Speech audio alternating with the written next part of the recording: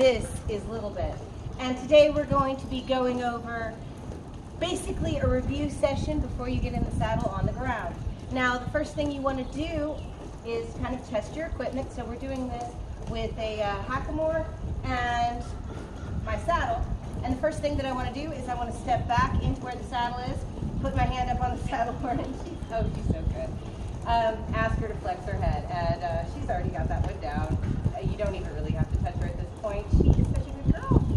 So what you do on one side, you do on the other. So I'm going to ask her to move over here so you can see a little bit better. Ooh. And flex, flex. There you go. And flex the saddle. There you go. And release. Flex and release. So, first exercise you want to go ahead and make sure to do is to get your horse to flex and give you their head, because control of the head is control of the whole horse. Remember to subscribe and click the notifications button. We're bringing you new content every week. Okay, exercise number 2 is going to be moving the forehand, shoulders, or forequarters. Now, my favorite way to do it is to have a single rein, whether you're using a bit or not.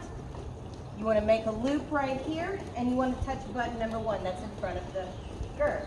So you're going to walk towards your horse's neck, and button number 1, button number 1, button number 1. Touch her only if necessary. And when you're done, and she's got that down really nicely. And what you do on one side, you do on the other. So remember, if you have a roping rein, take a loop, aim your body right here in the corner, and you're going to walk towards the head and walk a circle. And you want to cross over. There we go.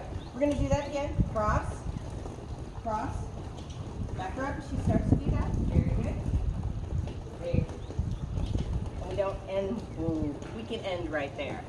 Okay, our last exercise is going to be moving the hindquarters, and that is going to be button number 3. That is actually going to be behind the girth right here.